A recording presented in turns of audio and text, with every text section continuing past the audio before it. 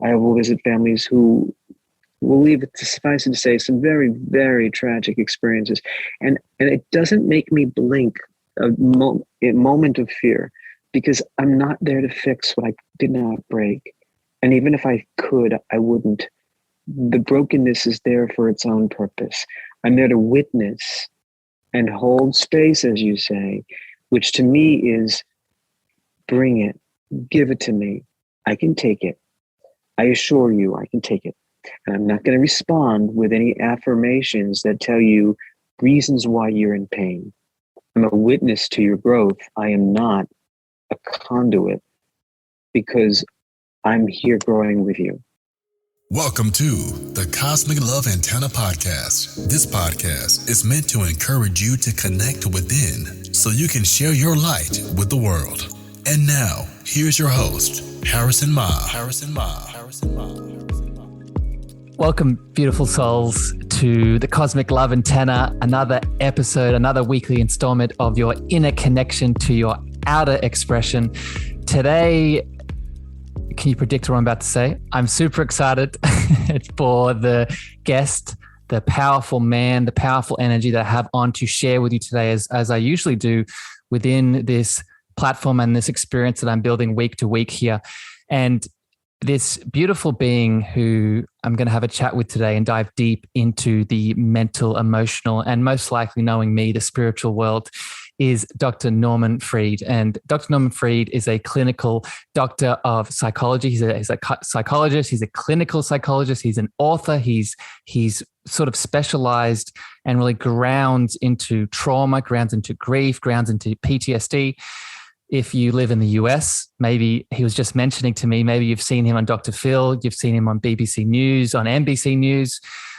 But all of these things, they're powerful, they're credentials, they're things that he has experience with, but that's not why I have him here. I have him here because he is a beautiful, loving spirit and man, and I can't wait to share him with you. Dr. Norman, welcome to the Cosmic Love Antenna. Well, thank you very much for having me. I'm honored. I'm truly honored to be here. The honor is all mine, sir, and I wish that people could see the video that we have up, the audio listeners, because you have this mood lighting in your house at the moment with a candlelight, and it suits your energy very well. And I'm excited for this conversation. So, my friend, where I want to start this chat is, I think for people to sort of get a grasp of who you are in this world, I'd love to know just a little bit about your history. So maybe let's start with your educational background and your training. Where have you started in this world? Okay, sure. Thank you.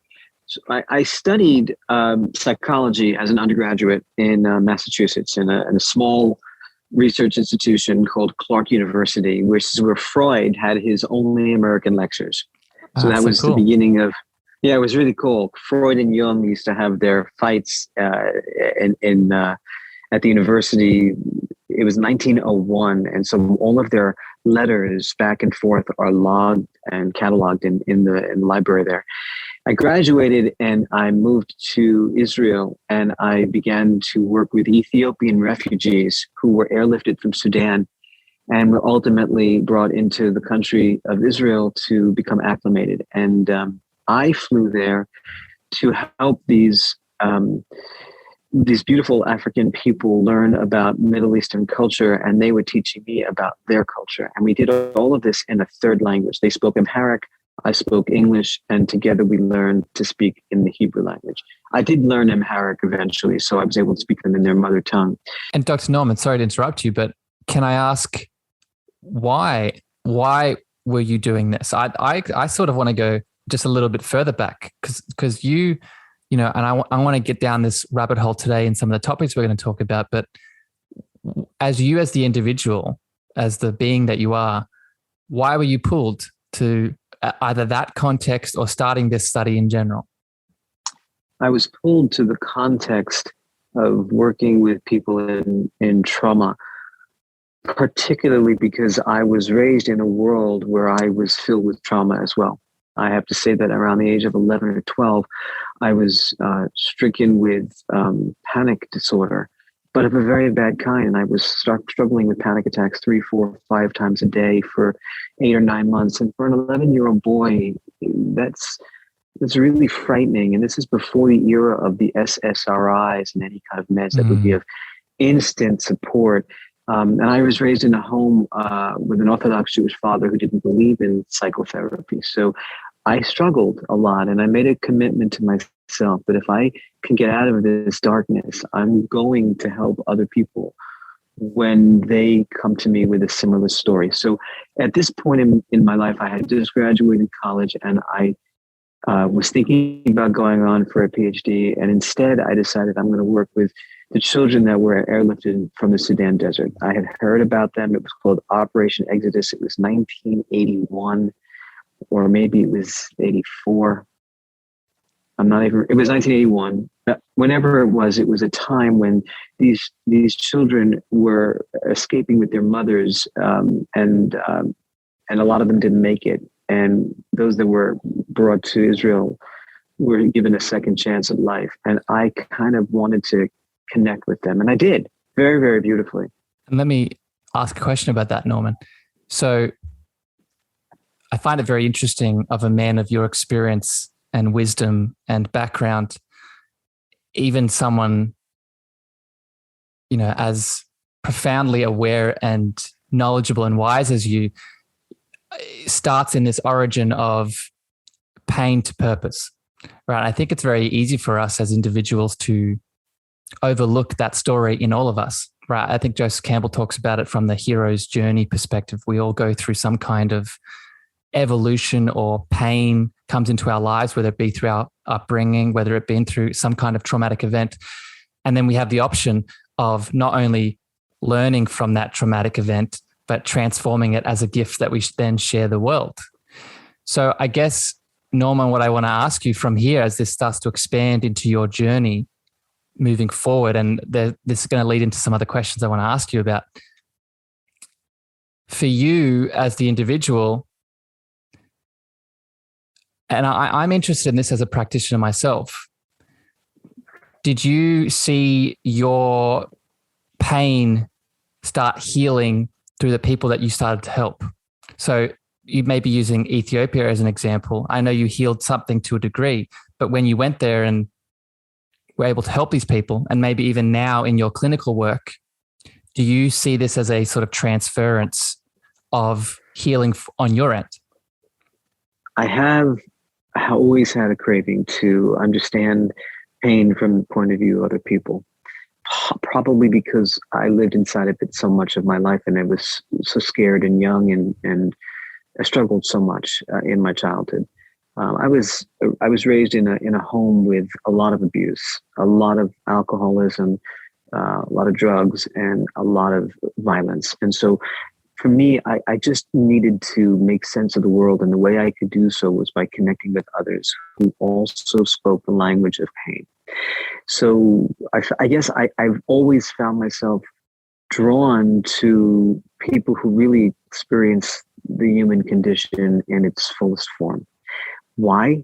Possibly because I identify, also because I really feel as if that is how we all grow.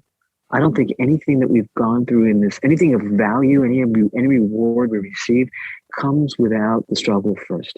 And I teach a course on pastoral counseling in the School of Divinity at a seminary in New York City at Columbia University. And I teach the students, who are rabbinical students and imams and priests, that if we look at the scripture from the Old Testament and the New Testament, nothing that we've ever received in our lifetimes from God, from the Holy Spirit, has come without struggle first. And I think that that's really the human dilemma that we're all in. But as a result of the journey, nothing surprises me, Harrison, and nothing, as disturbing as these things may be in life, I say to myself, well, of course, this is what we're doing here. We're here to learn, and I really hope we have our joy, but we also have to experience the opposite of joy sometimes. Yeah. So I went from the experience of working with the Ethiopian refugees, and I discovered that I needed to have a degree. a formal degree that would allow me not just to do this work, but do it with wisdom, not lived experience, but clinical empirical data. So I came back to the United States. I studied at Emory University. I got my PhD in child and family development. And I moved on to a fellowship at Harvard Medical School, where I was working with pediatric populations, particularly children who were struggling with HIV and blood disorders. And that became the beginning of my career. I began to run a cancer center, a psychology department in a cancer center in New York. And over the next 18 or 19 years, I was the director of the psychosocial services for several hospitals where the children were being treated for pediatric hematology and oncology concerns. And as a result, I sat by the bedsides of very, very sick children, and I helped them say the necessary words of goodbye to their families. But I learned, Harrison, that the children who were at end of life don't speak about their experience in direct language. They speak in metaphor and symbolism and poetry, and it's all very veiled in a beautiful spiritual way. And I learned the poetry of end of life language, and as a result, I began to discover that this was absolutely what I was being asked to do in this lifetime. Well, Dr. Norman, let me flow in there because I want to speak about that in a bit. I want to come back to your angel letters and the end of life elements, because I think that's a beautiful part of the work that you do in the world. But I want to pull out a point here. And I did have another sort of question I wanted to float it, but I want to bring another one forward here because I think this is really relevant to what you're talking about with the children that you're connecting with in your story. And I'm interested, my friend, a big part of the work that I do as a coach and that people come to see me, and I think we've shared some spaces on Clubhouse where we first connected together on this topic is the conversation and the theme of the inner child and the inner child relationship that we all have within ourselves. And I can't not take this opportunity to speak with you, Norman, and get your perspective, hear your perspective as someone who's in the field doing this kind of work with beautiful souls every single day. What, in your opinion, what is your perspective on the inner child for people listening? And if someone is new to this dynamic and doesn't understand what the inner child is, what would you say to them if they were looking to lean into it to maybe help with trauma, to maybe help with an inner sort of healing journey? I would suggest that we recognize that we have all come from somewhere, and that growing up at times, if not more often than not, is perilous and scary and traumatizing, and that we can grow up scared. And those of us that grow up scared end up really kind of putting their feelings somewhere where they don't want to touch them. And when you speak of the inner child, the way I define it and understand it is that there's a part of us that may have just stopped development at a certain age. For me, my inner child really stopped at 14. And I've moved on from that, but for so many years, I would feel as if that's where I was stuck. There are many different theories as to how to define the inner child. Suffice to say that it's a place in your development where you kind of didn't get a chance to feel the nurturance and the sense of self to develop into a different person. And not a different person, the person you were really meant to be in this life. Yeah. And so when we talk about it, it's almost as if you close your eyes and you go back home to that original house and you open the door and you walk inside and you experience what it's like to be that person at that young age. Only this time you recognize you're traveling with the adult version as well. And the adult you visits the child you and says, listen, it's going to work out. It's going to be hard, but you're going to learn so much, and you're going to be grateful, not just for the pain, but for the growth that came from the pain. And that's how I see the inner work, the work of the inner child. It's beautiful. And if you're listening to this, if there's one word that you take away with the inner child dynamic, in my opinion, and Dr. Norma's highlighting it, it's reparenting, right? It's stepping into that field that maybe was not filled in some way by an external element. And now in your present moment, being the powerful human that you are, I like to visualize your hand out in front of you, and you have that little boy or that little girl holding on to that hand, right? And then you do all that you can to be the answer that you're looking for. If that answer was affirmation, yeah. But yes, Harrison. And yet, in my estimation, it's not as separate as that. It's not as if this adult version of me is sitting and talking to the young version of me. It's recognizing that the young version is me. It's complicated. That I am not just visiting a boy who's unevolved, recognizing that unevolved boy really has all the seeds of evolution inside of him. And so I don't see myself as holding his hand. I see myself as basically saying, come along. I assure you, it's going to be worth it. Love it. Again, I think this kind of work, it can be I think sometimes it can feel abstract for someone that's maybe new to this. And this leads into my next question here for you, Dr. Norman. This kind of work, that image that you just set up for me, I found it very easy to close my eyes and just imagine what you were saying. And then there was sort of internal reactions going on. But for someone new coming into this world, this is where an external element, whether it be a therapist, a coach, a practitioner, a doctor, someone outside of you, I think that's the space and place that can be very powerful for someone to get a grasp on some of these elements that sometimes are a bit hard to first lean into.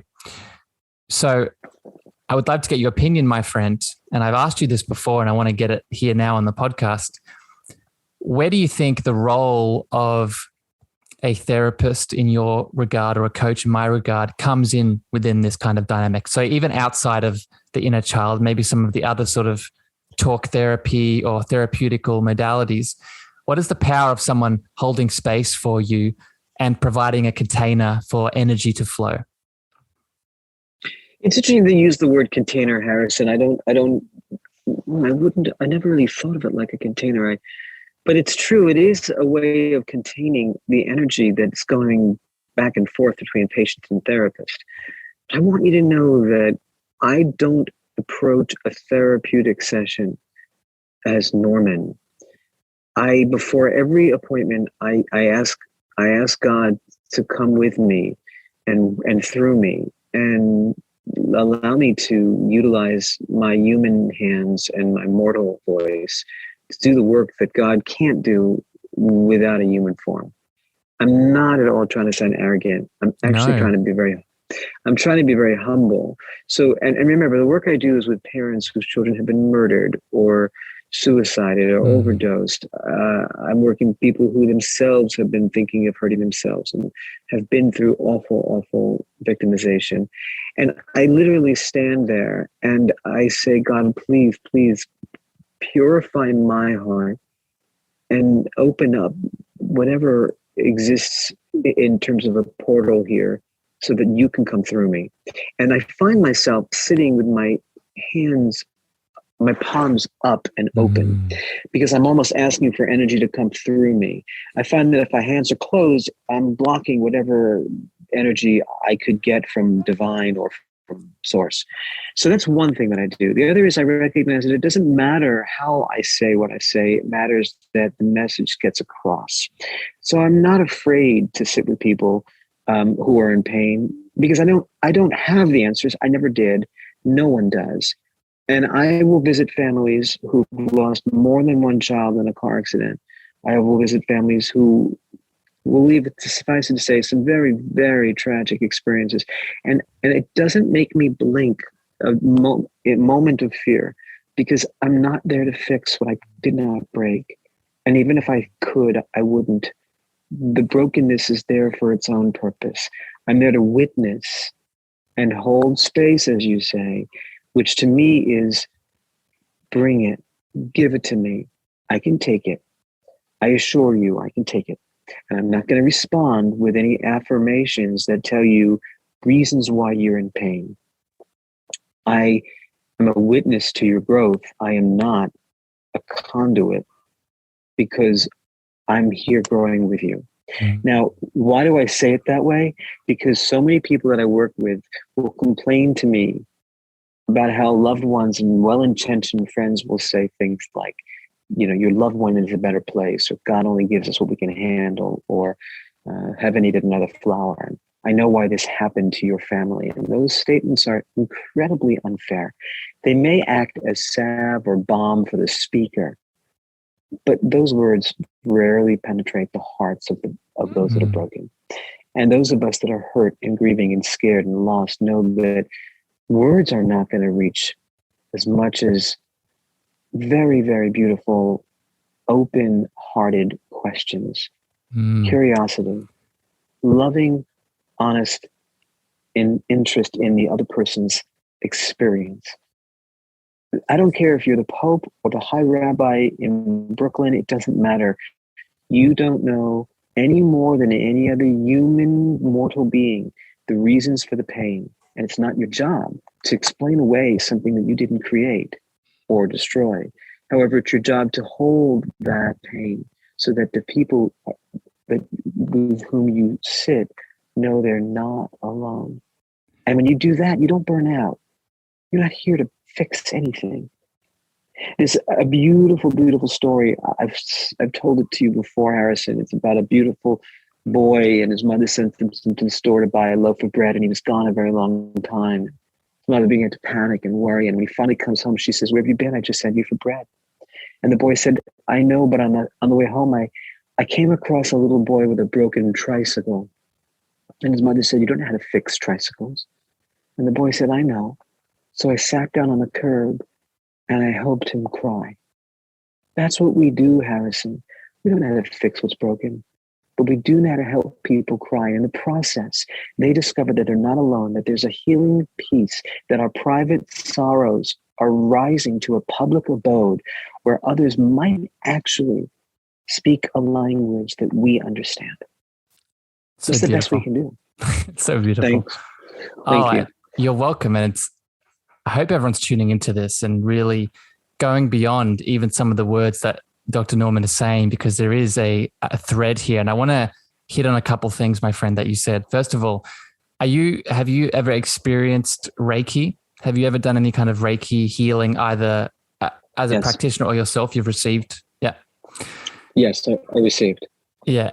And Reiki, it's a big part of what you were talking about, a big part of, as a Reiki practitioner myself, how I do a lot of across the ocean digital Reiki, right? So you could be a client that I could give it to and it wouldn't matter, right? The distance doesn't matter. What matters is the ability to be open to receive, and how Reiki moves is through those palms, open those palms. So for people listening, what Dr. Norman was saying about at the start of his story about really opening the hands and noticing a difference and a shift, there is a big part of that energetically when those hands, our hands they're many things. They're part of our communication. They're a part of our meridian line and our chakra system. But energetically, right, there is a big difference between palms down and palms faced up. The other element, Dr. Norman, that you hit on so beautifully is the power of love channeled through words, and the ability for that love to be the change maker. So whether our words are constructed in something, so if we're working with a person that is moving through grief, that is moving through PTSD, that is moving through trauma, I think something we often overlook is the power of love behind the words in which are directed at a person. And that direction, that intention, works best if it's open rather than closed-ended. So like you said, rather than telling someone what to do, have an open heart, have an open mind, right? And allow that energy to flow, which is what I want to lead into, Dr. Norman, to get your opinion, see what bubbles up. how does what we're saying thus far impact PTSD? So PTSD is a topic, is an area that I myself am interested in. I'm sure people listening to this have either have someone in their life or maybe them personally have experienced some kind of PTSD and past traumatic trauma. I'm wondering your perspective and your opinion on, what we've been discussing thus far, and you being a specialist, where does this ravel into the story, into the equation? All right. Well, thank you for that. What's so interesting about the experiences of PTSD is that we struggle because we've been hurt. And the way that we are able to heal is not to bury our emotions, not to bury our story, but to actually do quite the opposite, which is against common sense, Harrison. Most of us will be told, don't think sad thoughts, think happy thoughts. You've been through enough. But the truth is, we don't enter into trauma. Trauma enters into us. We didn't ask for this, but it happened. And so the way we are able to heal is by showing the trauma the door, opening a window and saying, you can't stay in here forever. And therefore, the power of a loving connection and the power of loving words is the beginning process of healing. How so? Because every one of us, Harrison, has a story to tell. A story of woe, a story of wonder, perhaps both. And when we find someone who's capable of listening to that story in all of its gory details, without minimizing us and telling us that it'll get better because it doesn't necessarily work that way, the sooner we begin to recognize that we have found someone that can bear witness to our pain. And we begin to own this as part of our identity, but not the sole defining entity of who we are. And in a neurological way, we almost carve out some type of place in our brains for this rest information to rest in. It's almost like the trauma we've been experiencing circles around our head and looking for a place to rest, and eventually it does find that place. It finds that place through the power of words and the power of story. And if you can find someone who's capable of listening to your story, you are going to begin the process of healing. And so many people don't have that fortune. They have good friends. We have good friends that say, yeah, I know you told me that part, but then what happened? I don't need to tell you what happened after. I need to tell you what happened over and over and over. I need the space. Yeah, exactly. There was a time when I was working with the families of the TWA Flight 800 had crashed into the East Mauritius River here in New York. And I would go to the hotel at one of the airports and I would sit with these family members for hours, for weeks on end. And they would tell me every single day the same story, where they were when they heard the news of the airplane crash, where they thought their loved one was sitting at the moment. And after 3 or 4 days of hearing the same exact story, I was inspired, but I wouldn't. But I was inclined to say, yeah, I know that part, but what happened next? But it hit me that it didn't matter what happened next. It didn't matter at all what it was I heard. What mattered is that they could say it again and again until it became a piece of their reality. That's the power of words. This is, Dr. Norman, you're hitting me to my core here, and for a couple of reasons. So first of all, maybe you've heard me speak about this. I know people listening are probably almost sick of me speaking about this thus far, but I'm going to keep going because it's so important to hear. It's the power of the throat chakra, right? I speak about the energetic centers and the systems within us. And the throat chakra is exactly what you're saying, right? It is the space and place in which when we can open it, right, when we're given the opportunity to really allow it to flow through the stories, through the words, through our innate needs, through our innate wants, right? That in itself is healing. That in itself is clearing. But I'm interested, Dr. Norman, this is what was bubbling up as you were speaking. You talked about how trauma settles in the words and the stories that we need to express and speak.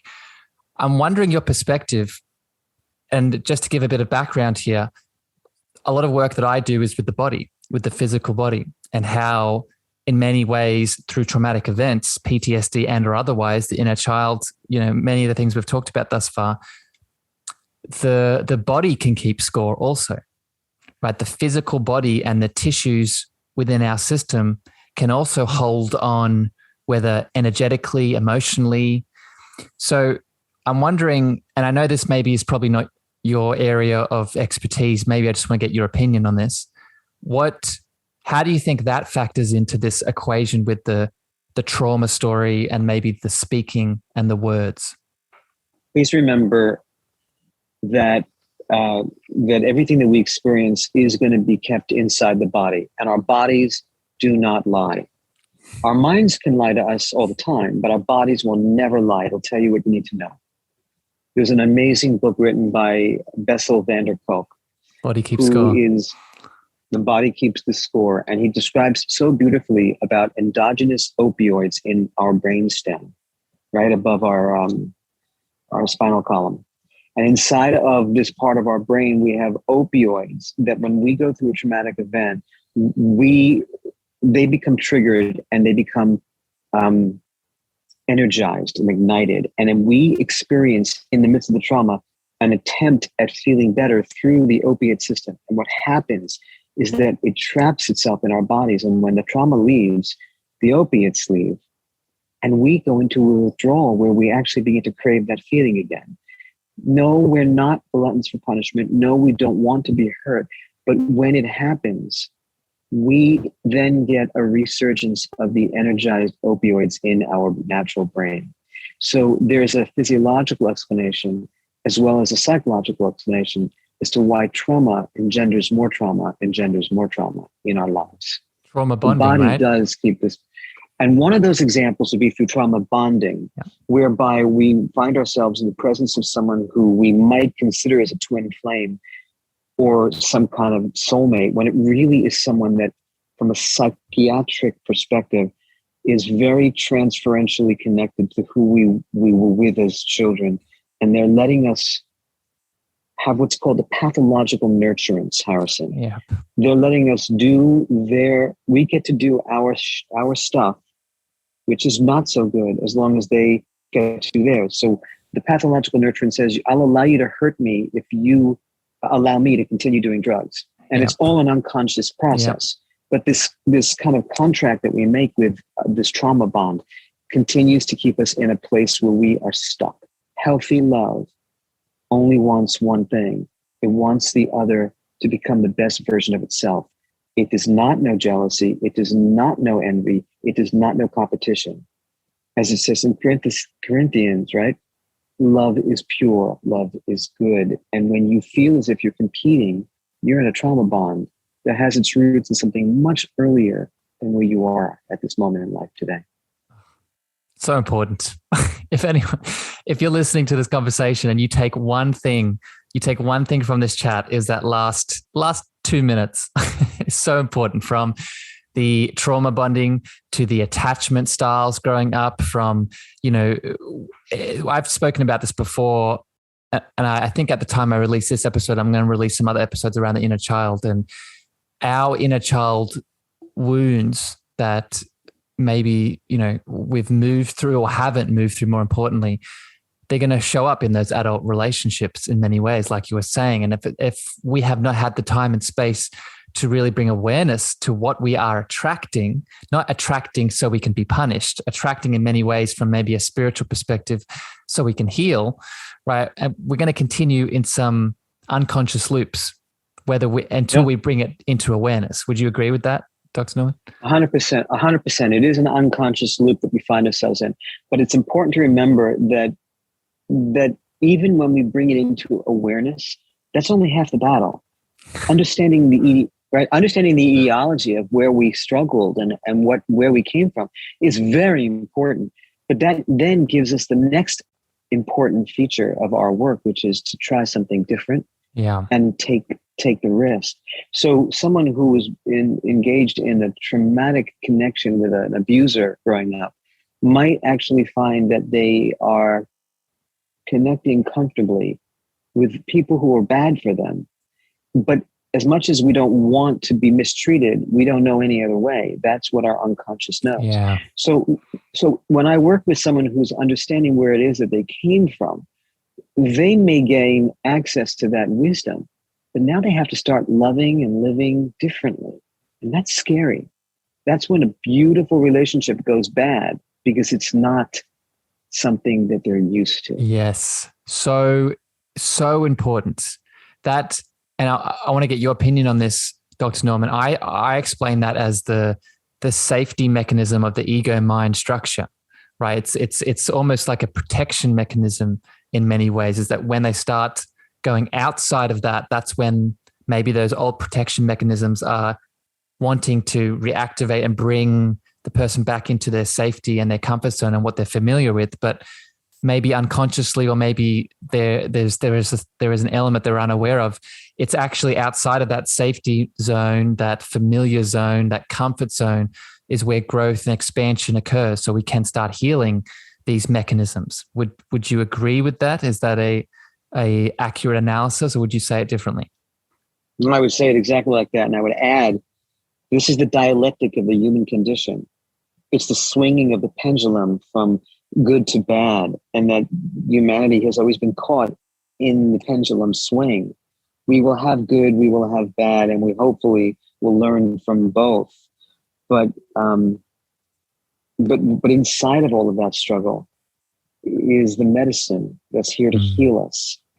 So even though I may find myself recapitulating old patterns, I have to until I don't have to anymore.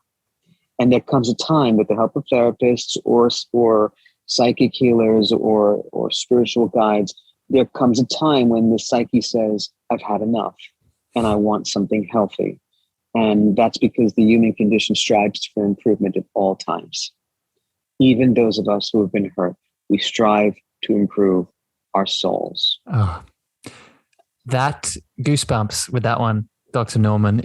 It's because we live in a society and culture at the moment that teaches the opposite, unfortunately.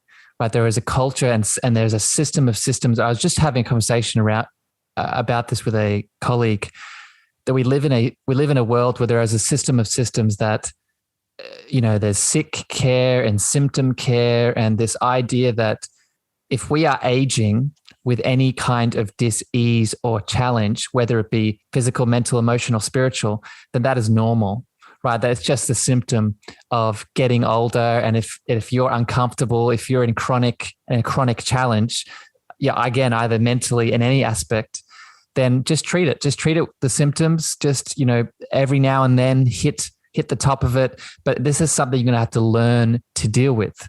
But that's not what you're saying. You're saying that there is a deeper state of healing and homeostasis that we all can connect into. Am I hearing that right? I am saying that. And the way that one reaches that level, that place, which is hard to define, is through embracing the pain until you can place the pain, right? We go back to the Old Testament, the story of Jonah, who was swallowed up by the ocean and then carried it away into the belly of a whale. And Jonah sits alone in the belly of the whale. It's a beautiful metaphor. And he says to God, I'd rather die than have a fate such as this one. And God says, sit a while, Jonah. There's something to be learned inside this darkness. And we all need to understand that in the darkness, there's wisdom to be gained. Only we don't have that patience. We're human beings. We are ego-driven and ego-debilitated. And as a result of that, we want relief immediately. And what I'm saying, Harrison, is that the journey forward is to learn to live in the discomfort, to learn to tolerate the darkness, and whatever it is that it came here to teach us, because there is life on the other side. Dr. Norman, I have a sort of statement and a definition of health that I want to share with you. And it connects to that beautiful Jonah story and what we're talking about here in regards to taking steps through the pain to really expand. And this definition of health that I want to share with you is from one of my mentors, Mr. Paul Check, that I've taken and added a little bit to, but I think it's a very profound sentence for people to hear around what we're saying here. And the definition of health is the following: health And when I say health, I mean mental, emotional, spiritual, and physical. It applies to all of them, right? Health is a honest willingness to engage your body, mind, and or spirit such that you see challenges as an integral process of creating and living your dreams. And to me, and I want to get your feedback on this, my friend, to me, it's highlighting exactly what you're saying. And it's highlighting that now we see health. In this instance, we're talking about sort of the mental structures and the emotional structures. We see health as a state of being rather than a destination and a space that we get to, and then we think, okay, we're all good. It also helps us see that I can be healthy even in a state, like you are saying, of challenge, of pain, of disease, if I see it as this is happening for me, not to me. Would you agree with that? Yes, I do agree with that. I do. And I also feel as if, in terms of the way you read the definition of health, it is part of an ever unfolding process. We are never fully healed. We are always healing. It is present tense, not past perfect. If we're healed, we reach the next level, which is the world to come. But we're on the journey towards healing. And hopefully we're always going in the right direction. I would say to you that there's a beautiful, beautiful line in a book written by Andre Aciman. It became a movie, Call Me By Your Name. This particular line never made it in the movie. In the line in the movie, the father says to the son, who's experiencing severe heartbreak, he says, I do not envy you the pain, but I envy you the growth.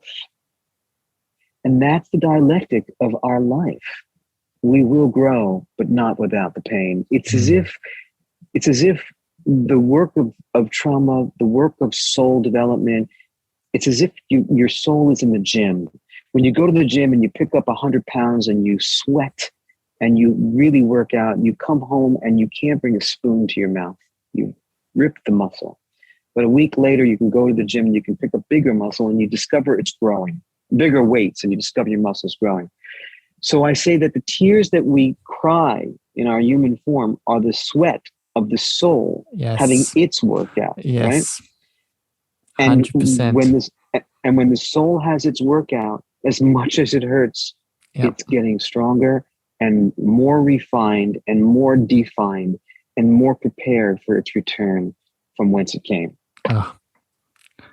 Dr. Norman, I could talk about this all day with you, my friend. That is so profound and aligns, you're welcome, and it aligns with something that I like to say a lot, if people have heard me saying it, is I believe we're spiritual beings having a human experience, and how that spiritual being speaks through the physical experience, the physical body. One of the ways is through the communications of the emotions coming through, right? When someone wants to grieve, for example, and they're looking to express that sadness, that grief through tears and the emotions around the tears, that is not just a healthy state to be in and a healthy release of energy.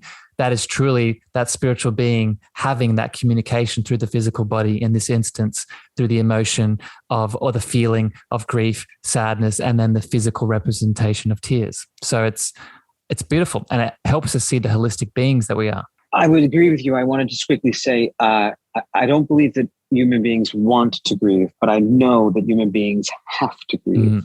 And when we have to, when we're called to this task, and every one of us is and will be called to this task, we do it by allowing our soul to grow through the pain. Love it, sir. I want to switch gears here a little bit to something that I promised we'd talk about at the start, and I want to come back to it now. And it's this idea of, you're an author, my friend, and you've written many powerful books. And one of the books you have authored is, and I'm probably getting the title wrong here, but it's something along the lines of Angel Letters and Lessons from the Dying. I think that is the correct title, my friend? The title is, it's entitled The Angel Letters, and the subtitle is Lessons That Dying Can Teach Us About Living. Beautiful. And it's a series of letters that I wrote to children after their death about what their dying taught me about living a better life, and how I help them say the necessary words of goodbye to their parents before they left their bodies. It's profound in itself. And I would highly encourage anyone that is really tuning into this chat and being pulled to Dr. Norman's work to check out his resource and that expression of his love. But what I've heard you speak about the book before, and I've heard you speak about the angel letters. And what I'm interested, just out of curiosity, Dr. Norman, because I don't think I've asked you this before, what's your view on loving entities around us, specifically loving entities? So an example would be angels, right? But other ones you could call, spirit guides, ancestors, many others. What is your either experience, your perspective, your opinion on these loving entities around this time, around when we do have a departing, there is a death? What do you feel? What have you noticed? What are your thoughts around these loving entities and what role they play in this process, in this transition? Well, I'll be honest with you. I mean, I've spent 30 years in hospitals by the bedsides of people who are dying. And I look around at these moments to say, are the angels here? Are there spirit guides here? I don't have that gift. I can't sing like Andrea Bocelli and I can't see the spirits, but I do believe that they are here. And that's the faith. It's not evidence. I wasn't given that gift, but I was given the gift of actually having faith that without any palpable evidence, I'm absolutely certain that they surround us at moments when we need them. I can tell you that when a patient dies, I'm visited by them for many, many days after they pass, as they pass. And they come to me in music, in messages on billboards, in things I see in nature. And they are very, very clear. But that is their way of saying to me, thank you, and I'm on my way, and I'm okay. When I sit around the bedside of someone who is dying, I'm not actually experiencing the spirit guides. I just am certain that they're there. And I'll tell you something else. In the work that I do with so many grieving people, I literally say to the patient, your son is right here. Your father is right here. I'm not saying I see them, because that's not my gift, but I know they're there.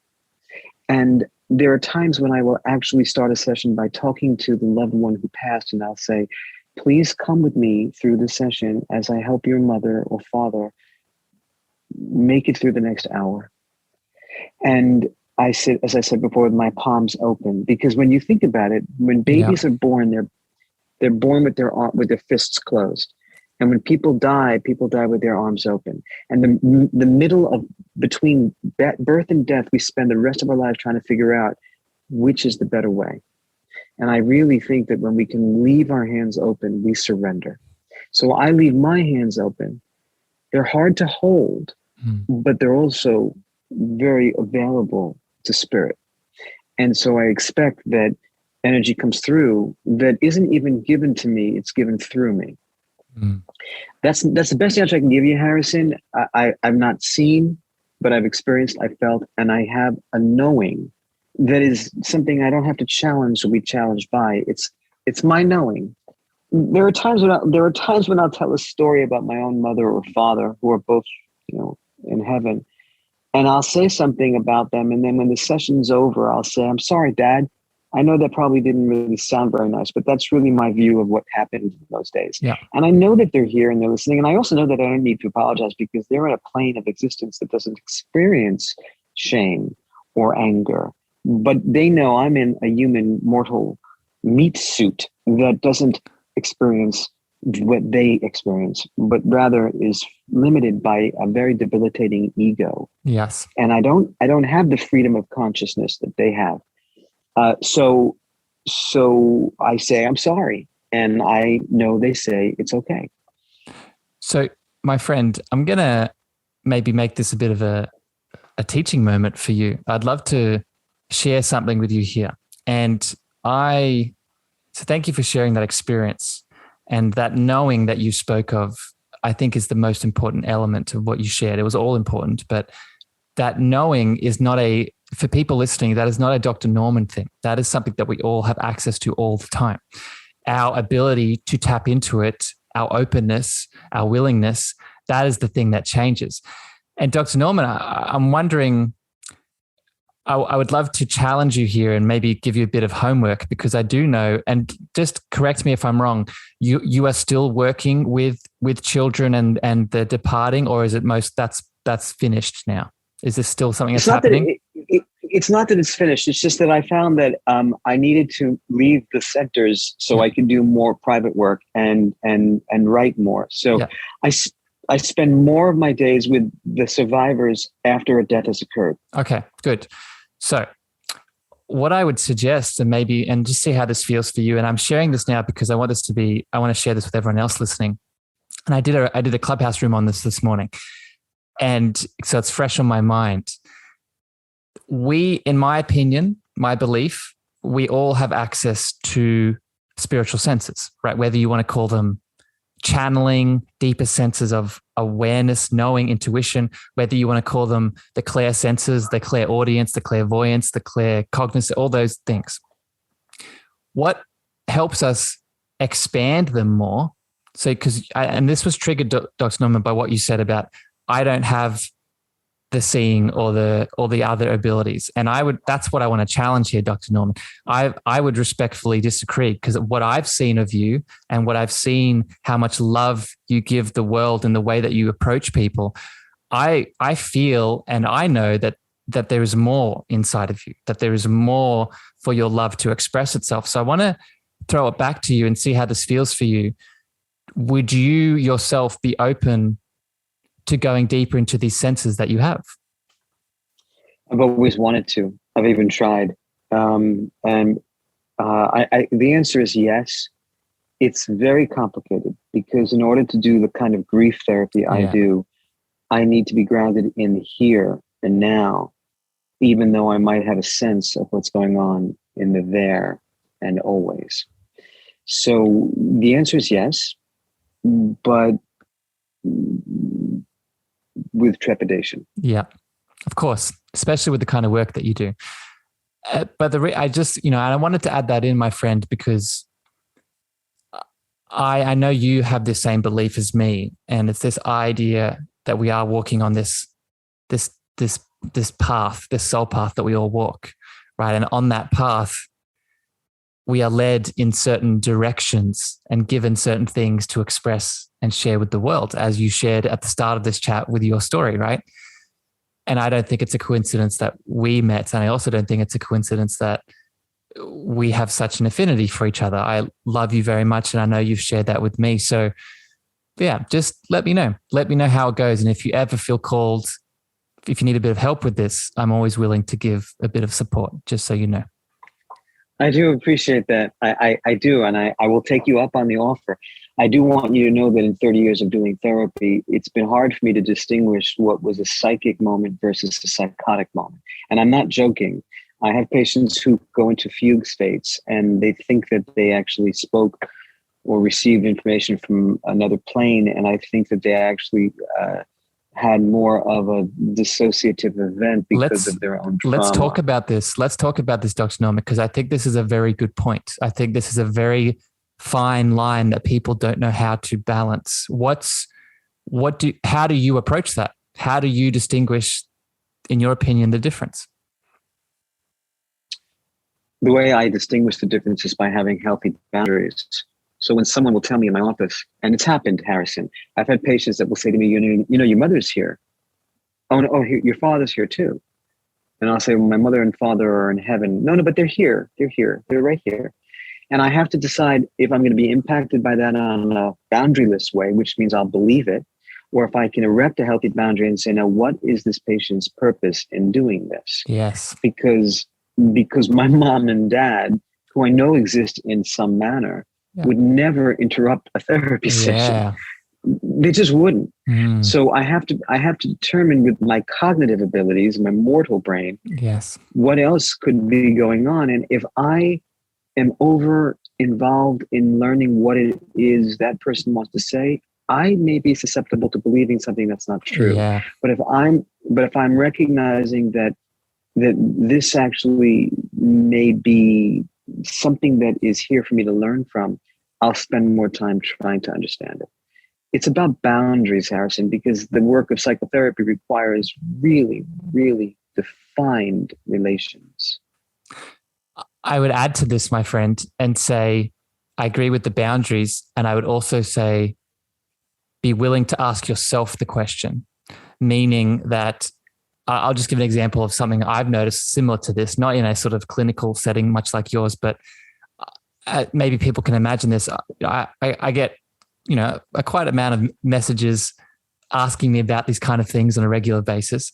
And sometimes I have people come up to me and say similar things. They say, I've had this download last night. This is what had happened. We've spent a previous life together. And in that life, you were my daughter, or you were my father, or whatever the relationship was. And because of that, now we need to do said thing. And one, the boundaries come in, like you gave the example of.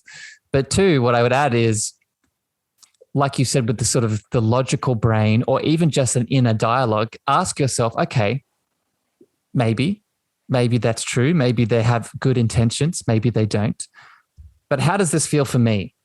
Still check that box and ask yourself, okay, is this, like you said, is this appropriate right now? Or how does my inner voice react to this? What is my inner voice? What's the opinion of my voice? Don't disconnect from that. Does that make sense? Yeah, no, it's true. And it makes a lot of sense, Harrison. It's why I say to you that I listen to my body, because my body never lies, but my mind does. So when I'm in the presence of someone who is shifting into a topic that doesn't feel right in the body, it's not a function of fear. That's cognition.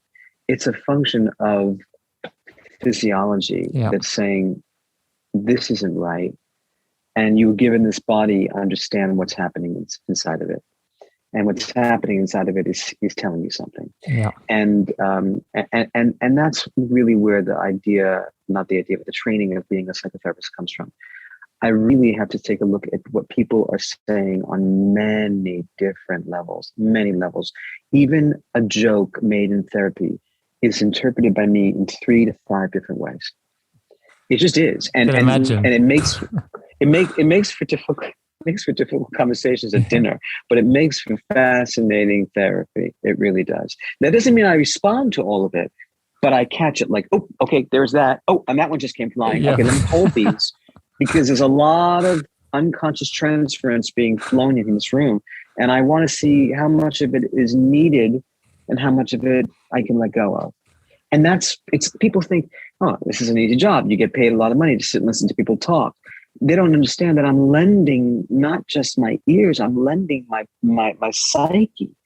At the end of an hour, I'm exhausted. I'm beat up because I'm feeling the projections, the energy that they don't want to feel, and they throw it onto me in some unconscious and sometimes unkind way. Yeah. And at the end of the hour, I have to do 20 to 50 push-ups just to be prepared for the next session. Right. And that's because there's so many ways to interpret and understand what is being said with words. So much. It's so important. I was just laughing, Dr. Norman, because I was just visualizing that, and I was contrasting it to the dinner setting. And